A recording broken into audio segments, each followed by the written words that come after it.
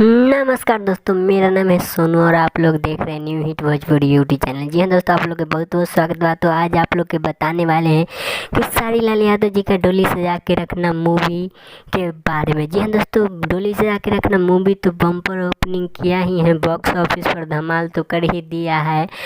तो इस फिल्म के कुछ बात को हम आज खुलासा करने वाले हैं, तो आप लोग वीडियो को लाइक कर दे और खेसारी लाल यादव जी का फैन है तो व्हाट्सएप फेसबुक पर शेयर कर दे। तो जल्दी बढ़ते हैं खबरों की ओर। तो आप लोग को बता दें कि दबंग सुपरस्टार खेसारी लाल यादव जी का एक सॉन्ग है डोली सजा के रखना मूवी का, पिया जी के मुस्की। जी हाँ दोस्तों, इस गीत को गाई है प्रियंका सिंह जी ने। पिया जी के मुस्की सॉन्ग जो कि आप लोग के बता दें कि सिनेमा के बाद भी अभी तक धमाल मचा रहा है। जी हाँ दोस्तों, आप लोग को बता दें कि 10 मिलियन क्रॉस हो चुका है यूट्यूब पे। रेस आर के म्यूजिक पर 10 मिलियन क्रॉस कर चुका है पिया जी के मुस्की सॉन्ग, जो कि दबंग सुपरस्टार खेसारी लाल यादव जी का मूवी का है डोली सजा के रखना।